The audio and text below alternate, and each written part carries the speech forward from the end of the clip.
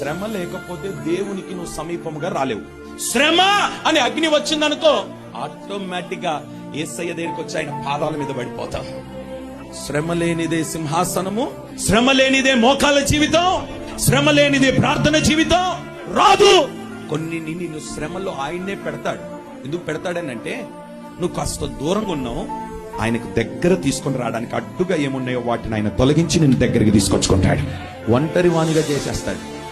ఎప్పుడైతే నువ్వు ఒంటరి వాడు అవుతావో, నిన్నటి వరకు నీ ప్రక్కన కూర్చొని తిన్నవారు కూడా నేను పలకరించరు. నీ తల్లి నీ తండ్రి కూడా నీ దగ్గరకు వచ్చి నీతో మాట్లాడరు.